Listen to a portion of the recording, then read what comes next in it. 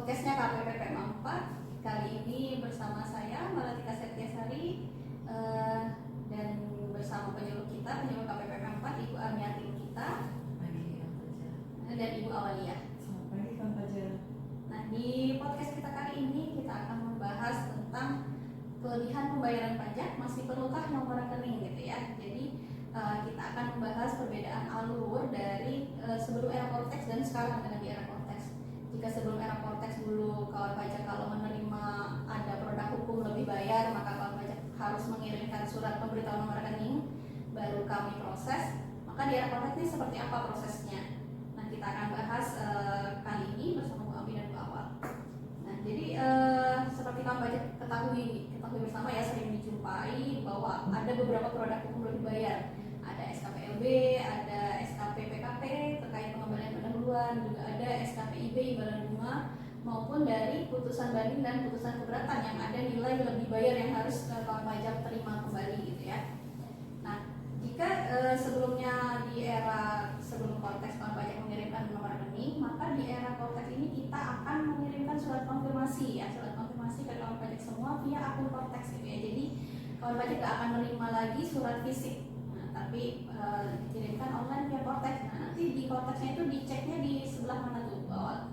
Ya, jadi nanti kalau pajak bisa mengecek surat konfirmasi ya, itu di menu dokumen saya ya. Kemudian nanti untuk menanggapi surat konfirmasi itu juga kawan pajak bisa lihat di menu kasus saya. Namun sebelum melakukan tanggapan, kawan pajak harus melakukan cek rekening dulu ya.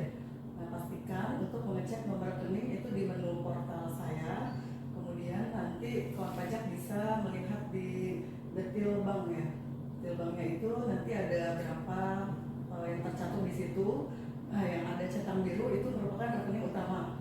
Jadi misalkan belum sesuai nih, kawan pajak bisa melakukan perubahan, ataupun rekening utamanya belum masuk ya di daftar detail bank ini, kawan pajak bisa melakukan perubahan itu di menu portal saya, perubahan data, kemudian identitas wajib pajak, kemudian pilih perubahan rekening bank utama ya. Nanti di input di situ, kemudian kawan pajak juga mengupload buku rekening di halaman depan ya untuk konfirmasi. Nanti biasanya akan diverifikasi dulu oleh petugas, bisa 1 atau 2 hari ataupun lebih ya.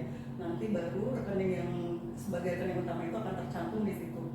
Nah, jika sudah memastikan rekeningnya sudah benar, kemudian sudah sama nama PT-nya ya, nama sesuai dengan wajib pajaknya, maka kawan pajak bisa melakukan surat tanggapan nih yang akan dijelaskan oleh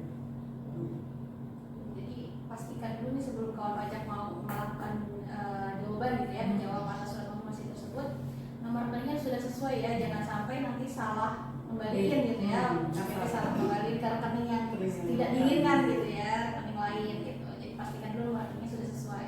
Nah, terus cara jawabnya gimana nih Mbak? Cara jawab ketika menerima surat konfirmasi tersebut? Ya, jika kawan pajak menerima surat permintaan konfirmasi kelebihan pajak dari KPP, maka yang kawan pajak harus lakukan adalah masuk ke bagian portal saya, terus kemudian masuk ke dokumen saya, cari surat permintaan konfirmasi kelebihan pajak. Kemudian cek lagi masuk ke portal saya, alur kasus, cari refund of legal action decision. Kemudian masuk ke portal saya lagi, pilih kasus saya, kemudian cari kasus saya. Kemudian untuk WP badan atau instansi pemerintah atau pemungut PPN PMSE itu dengan penunjukan wakil atau kuasa wajib pajak. Kemudian mengisi nomor rekening, mengisi nomor surat dan tanggal, dan mengisikan nomor SKP yang ditunjuk. Surat dari KPP. surat konfirmasi dari saya. Nah, selain ngembaliin ke rekening, ada opsi lain nggak yang bisa dipilih oleh wajib pajak? Ya, jadi kalau wajib pajak itu ada 3 pilihan ya. Yang pertama, apabila LB ini ya, yang pertama itu untuk membayar utang pajak atas nama wajib pajak lain. Jadi misalkan wajib pajak ada di grup itu ada beberapa WP, misalkan PTA itu yang punya kelebihan pembayaran pajak, namun akan membayari utangnya PTB itu masih bisa. Kemudian apabila kelebihan pembayaran pajak itu akan dipilih untuk mengisi deposit, itu juga bisa dipilih, nanti dicentang ya. Namun apabila wajib pajak tidak memilih dua-duanya, nanti otomatis kelebihan LB tersebut akan masuk ke rekening yang merupakan rekening utama wajib pajak yang tadi sudah didaftarkan.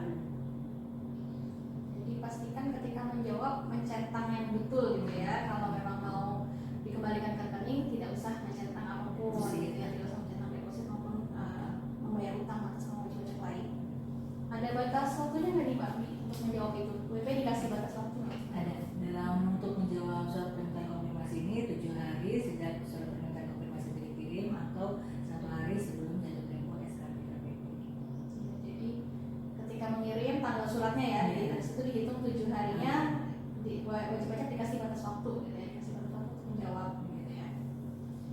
Nah, lalu tadi ada opsi selain pengembalian ke rekening kan ada opsi ke deposit ya, dikembalikan ke deposit. Nah itu kenapa, apa keuntungannya kalau kita memilih deposit Mbak Jessica?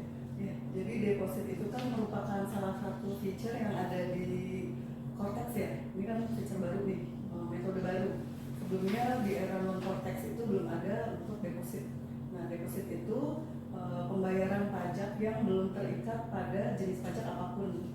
Jadi nanti wajib pajak bisa melakukan pembayaran secara mandiri itu lewat menu pembayaran, kemudian billingnya itu diisi 411 618 100 untuk SPT masa, kemudian 411 618 200 untuk SPT tahunan.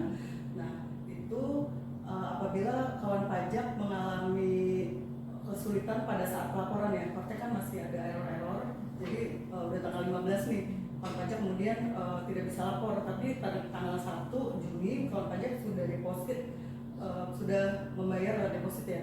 Nah itu nanti pengakuan pembayarannya bukan pada saat tanggal SPT dilaporkan, tetapi pada saat kawan pajak mengisi deposit, sehingga akan terbebas dari sanksi ya, akan terhindar dari sanksi administrasi baik pasal 9 atau pasal 8 ayat 2A untuk SPT pembetulan Undang-Undang KUP. Jadi sistemnya seperti e-money, uang elektronik ya, dompet elektronik. Kawan pajak bisa men-top up ataupun